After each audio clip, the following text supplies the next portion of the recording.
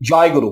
বন্ধুরা, যারা আইবিএস দ্বারা আক্রান্ত, অর্থাৎ যাদের আইবিএস এর সমস্যা আছে, যাদের স্বাস্থ্য কিছুতেই ভালো হচ্ছে না, আজকে তাদের কাছে বিশেষভাবে অনুরোধ করতেছি ভিডিওটি দেখার জন্য। স্কিপ করবেন না, ভিডিওর কথাগুলো মনোযোগ সহকারে শুনতে থাকুন। আপনারা বা আমরা হয়তো অনেক সময় নিজের অজান্তে কিছু ভুল করে থাকি, কিছু কথা বলে থাকি যেগুলোকে কটু কথা বলা হয়ে থাকে। সেই কটু কথা বা সেই ভুল কথা একজন মানুষের জীবনটাকে যে কিভাবে ধ্বংস করে দিতে পারে, হয়তো আমরা সেগুলো বুঝতে পারি না। আমরা নিজের অজান্তেই সেই কটু কথাগুলো বা সেই খারাপ কথাগুলো অন্য মানুষকে বলে থাকি, বা অনেক সময় জেনে শুনেও বলি। অন্যকে ছোট করা, অন্যকে খাটো করা, এই কাজগুলো আমরা অহরহ করে থাকি। আজকে তাদের প্রতি আমার অনুরোধ, উপদেশ না, অনুরোধ, আপনারা এই কাজগুলো করবেন না। অন্যকে নিয়ে বাজে মন্তব্য করা, বাজে কমেন্টস করা, এই কাজগুলো করবেন না। এমনও হতে পারে আপনার একটি কথায় আরেকজনের জীবন ধ্বংস হয়ে যেতে পারে। সেই জন্য কখনোই এই কাজগুলো করবেন না। এগুলোতে কখনো মনের তৃপ্তি পাওয়া যায় না। কেন আজকে এইরকম কথাগুলো আপনাদের বলতেছি, এর অবশ্যই কারণ আছে। আমি এক আইবিএস এর পেশেন্টকে গতকালকে কাউন্সেলিং শেষ করলাম, অর্থাৎ 7 দিনের কাউন্সেলিং তার শেষ হলো গতকালকে। সে কিভাবে আইবিএস দ্বারা আক্রান্ত হয়েছে সেই ঘটনাটাই আপনাদের মধ্যে আমি তুলে ধরার চেষ্টা করতেছি, অর্থাৎ আপনাদের আমি সেই ঘটনাটার মাধ্যমে কিছু মেসেজ দেওয়ার চেষ্টা করতেছি। আপনারা একটু কথাগুলো মন দিয়ে শোনার চেষ্টা করুন। সেই ছেলেটা 2 বছর ধরে আইবিএস দ্বারা আক্রান্ত। এর মধ্যে অনেক চিকিৎসা করেছে, অনেক ওষুধপত্র খেয়েছে, আইবিএস এর সমস্যার সমাধান করতে পারেনি। আমি আইবিএস এর রোগীদের যখন কাউন্সেলিং করাই, তখন তাদের শুরুর কিছু ঘটনা আমি তাদের কাছে জানার চেষ্টা করি। ওই ছেলেটা কাউন্সেলিং এর সময় প্রথম দিনই আমাকে বারবারই একটি কথা জিজ্ঞেস করতেছিল যে, স্যার, আমার স্বাস্থ্য ভালো হবে তো?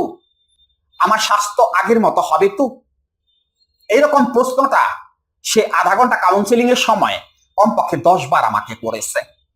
তখন আমি ঘটনাটা বুঝতে পেরেছিলাম যে এর পেছনে কিছু কারণ আছে, কেন সে বারবার তার স্বাস্থ্যের কথাটা আমাকে বলতেছিল। তার মানে সে স্বাস্থ্য নিয়ে সারাক্ষণ চিন্তায় থাকতো, সারাক্ষণ। কেন চিন্তায় থাকতো? কেন তার স্বাস্থ্যটা নষ্ট হয়ে গেল? কেন সে আইবিএস দ্বারা আক্রান্ত হলো? ওই ছেলেটা লেখাপড়ায় খুবই ভালো ছিল, অর্থাৎ ভালো ছাত্র ছিল, কিন্তু ছেলেটা ছিল একটু গম্ভীর টাইপের। মানে কথাবার্তা খুব বেশি সবার সাথে বলতো না, বন্ধু বান্ধব খুব কম ছিল, একা একা থাকতে বেশি পছন্দ করত। ভালো কথা, এটা খারাপ কোনো কথা না। একা একা থাকতো তার মানে সে পড়াশোনা করত, সে কাজের প্রতি মনোযোগী ছিল, পড়াশোনার প্রতি মনোযোগী ছিল। হঠাৎ করেই তার এসএসসি পরীক্ষার সময় এক বড় ভাই তাকে বলল, কি ব্যাপার, তোমার স্বাস্থ্য তো নষ্ট হয়ে যাইতেছে, আরে মেয়ে চেহারা কেমন হয়ে যাইতেছে, এরকম কিছু কথা তাকে বলল। সে কথাগুলো শোনার পরে কোনো উত্তর দিল না। তার মনটা ভীষণ রকমের খারাপ হয়ে গেল। সে বাজারে গিয়েছিল কলম কেনার জন্য। ওই যে কথাটা তার বড় ভাই তাকে বলেছে, তার চেহারা খারাপ হয়ে যাচ্ছে, ওই কথাটা তার মাথায় বারবার ঘুরপাক খাইতেছিল। কলম কিনে সে বাড়িতে আসলো, বাড়িতে এসে সে আয়নার সামনে গিয়ে দাঁড়াইলো, নিজের চেহারাটা ভালোভাবে দেখলো। ওই কথাটা তার মনে পড়ার কারণে তার মনে হইতেছিল আসলেই মনে হয় তার চেহারাটা খারাপ হয়ে যাচ্ছে। কিন্তু তার চেহারাটা খারাপ হওয়ার তো অবশ্যই কারণ আছে, যেহেতু এসএসসি পরীক্ষা চলতেছে, ভালো ছাত্র, রাত জেগে পড়াশোনা করে, টেনশন একটু আসছে, সেই জন্য চেহারাটা খারাপ হতেই পারে। এই বিষয়টা তার মধ্যে কাজ করতেছিল না।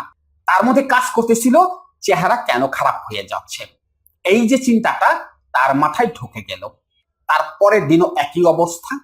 ওই ছেলেটা বাড়ি থেকে বের হইতেছে, ঠিক ওই সময় ওই লোকটা তার সামনে, অর্থাৎ ওই বড় ভাই তার সামনে, ওই একই কথা, কি ব্যাপার, তোমার মন খারাপ কেন?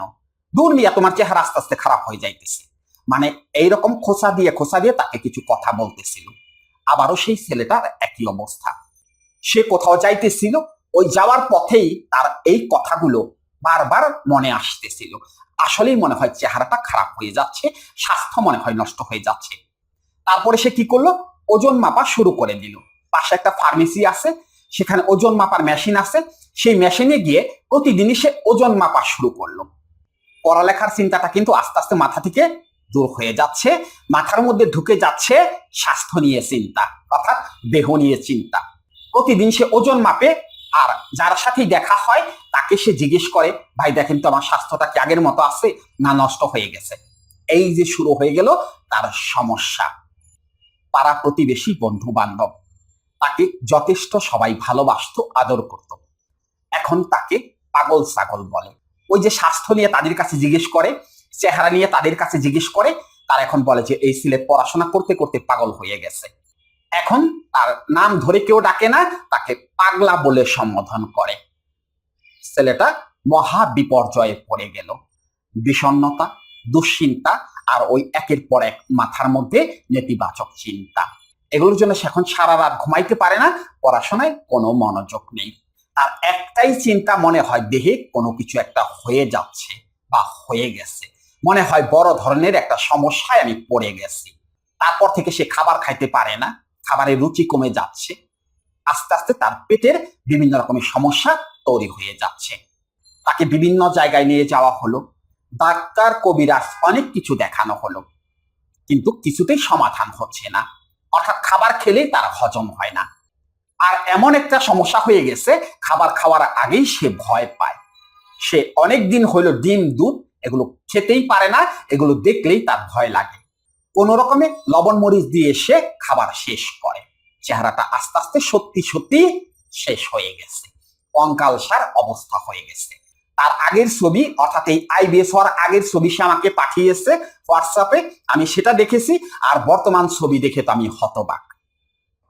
কি হলো এই ছেলেটার? তাহলে কোথা থেকে হলো? ওই যে এক বড় ভাই তার সর্বনাশটা করে দিল। ওই যে তাকে যে ডিসকারেজ করলো তার স্বাস্থ্য নিয়ে, ওই কথাগুলোই তার জীবনটাকে শেষ করে দিতেছিল, তার স্বাস্থ্যের 12টা বাজিয়ে দিতেছিল। সেই জন্য আজকে ভিডিও শুরুতে এই কথাগুলো আপনাদের বলেছি যে কখনো কাউকে এরকম ভাবে ডিসকারেজ করবেন না, এমন কোনো কথা বলবেন না যেগুলো বললে তার মনে কষ্ট হয়, সে চিন্তায় পড়ে যায়। এমন কোনো কথা আপনারা কখনো কাউকে বলবেন না। কারো পোশাক আশাক নিয়ে, কারো কথা বলা নিয়ে, কারো স্বাস্থ্য নিয়ে এরকম কথা কখনোই কাউকে বলবেন না। আপনার একটি কথায় আরেকজনের জীবনটা নষ্ট হয়ে যেতে পারে। যদি পারেন মানুষের প্রশংসা করবেন। এই যে ছেলেটা যার কথাগুলো আপনাদের বললাম, এই ছেলেটা প্রথম দিন আমার সাথে মোবাইলে কথাই বলতে পারতেছিল না, তার কথাই মুখ দিয়ে বের হয় না, এমন একটা অবস্থা। কিন্তু ছেলেটাকে কথার মাঝখানে আমি একটি কথা বললাম। আমি বললাম, বাহ, তুমি তো খুব সুন্দর করে কথা বলতে পারো। এই যে একটি কথা, এই যে একটু প্রশংসা তার আমি করলাম, তারপরে থেকে দেখি সে সুন্দরভাবে আমার সাথে কথা বলতে পারে। তার কথার ধরন বদলে গেছে শুধুমাত্র ওই প্রশংসাটুকু করার কারণে। এরকম করার চেষ্টা করবেন, কাউকে অপমান করবেন না। যদি পারেন তার প্রশংসা করার চেষ্টা করবেন। দেখবেন সেই মানুষগুলো আপনাদের কাছে বা আপনার কাছে সবচেয়ে বেশি আসতেছে। যদি সকালবেলা কাউকে দেখা হলে বলেন যে ভাই আজকে তো আপনাকে অনেক সুন্দর লাগতেছে, আপনি কি জানেন সেই লোকের সারা দিনটাই ভালো যাবে, সে এক ধরনের আনন্দ অনুভব করবে, তার সারাটা দিন বদলে যাবে শুধুমাত্র আপনার একটি কথার কারণে। সেই জন্য আমার কাছে যারা কাউন্সেলিং করে তাদেরকে বেশ কিছু নিষেধ আমি করে দিই শুরুতে। তার মধ্যে একটি নিষেধ হলো, যারা সারাক্ষণ বলে ভালো নেই, শরীরটা খারাপ, শরীরটা মেজমেজ করতেছে, কোন রকম বেঁচে আসছি, অর্থাৎ যারা এরকম হতাশার মধ্যে থাকে, তাদের কাছ থেকে দূরে থাকা। অর্থাৎ আমি আমার রোগীদের বলে দিই, এইরকম লোকদের সামনে কখনোই আপনারা যাবেন না, কখনো যাবেন না। এরা কিন্তু ভাইরাস। এই ভাইরাস থেকে সবসময় নিজেকে দূরে রাখার চেষ্টা করবেন, তাহলেই ভালো থাকবেন। তা না হলে কিন্তু জীবনটা শেষ হয়ে যাবে। অর্থাৎ ওই রকম লোকরা কিন্তু আপনার জীবনটাকে শেষ করে দেবে। এদের কাছে কখনোই যাবেন না। আর দ্বিতীয় নিষেধটা হলো, যারা আপনাকে দেখলে পরেই বলবে, দূর ভাই এটা কি গেঞ্জি গায়ে দিচ্ছেন, একটু মানায় নাই আপনাকে, এটা কি প্যান্ট পরেছেন, একটু আপনাকে ভালো লাগতেছে না, ভাই আপনার চেহারাটা নষ্ট হয়ে যাচ্ছে, যারা এইরকম কথা আপনাকে বলবে তাদের কাছ থেকে দূরে থাকার চেষ্টা করবেন, ভুলেও তাদের সামনে যাবেন না। এটা এমনি এমনি আমি বলিনি।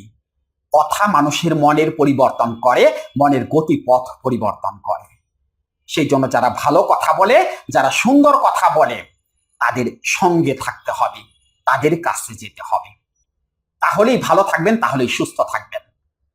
এখন এই যে যারা আইবিএস এর রোগী আছেন, যাদের স্বাস্থ্য কিছুতেই ভালো হচ্ছে না, প্রতিদিন 3-4টা ডিম খাচ্ছেন কিন্তু স্বাস্থ্য ভালো হচ্ছে না, তাদের উদ্দেশ্যে বলতেছি, কাজ হবে না। যতই ওষুধ খান আর 3-4টা ডিম খান, পেটের সমস্যা সমাধানও হবে না, স্বাস্থ্য ভালো হবে না। সমস্যাটা হলো মানসিক। আপনারা হলো মানসিকভাবে অসুস্থ, আপনারা হলো ওসিডিক পেশেন্ট, অর্থাৎ সন্দেহবাতিক রোগী বা সূচিবায়ু রোগী। যতই ওষুধ খান কাজ হবে না। আগে মনের সন্দেহ দূর করে দিতে হবে, দুশ্চিন্তাকে দূর করে দিতে হবে কাউন্সেলিং বা সাইকোথেরাপির মাধ্যমে, কোনো ওষুধ দিয়ে না। মনের সন্দেহ দূর করার জন্য কাউন্সেলিং করতে হবে, যেন আপনার মনে একটা চাঙ্গা ভাব চলে আসে, সন্দেহ দূর হয়ে যায়। সেই জন্য কাউন্সেলিং করতে হবে। যদি স্বাস্থ্যকে ভালো রাখতে চান, যদি পেটের সমস্যা সমাধান করতে চান, তাহলে কাউন্সেলিং করতে হবে দাদা ভাই। যত যাই করেন কাজ হবে না। ওষুধ খাইতেছেন খান, স্বাস্থ্য ভালো করার জন্য, পেটের সমস্যা সমাধানের জন্য। দেখেন স্বাস্থ্য ভালো হয় কিনা, পেটের সমস্যা সমাধান হয় কিনা। ভালো হয়ে ভিডিওর নিচে এসে মন্তব্য করবেন যে হ্যাঁ ভালো হয়ে গেছি। আপনাদের জন্য শুভ কামনা রইল।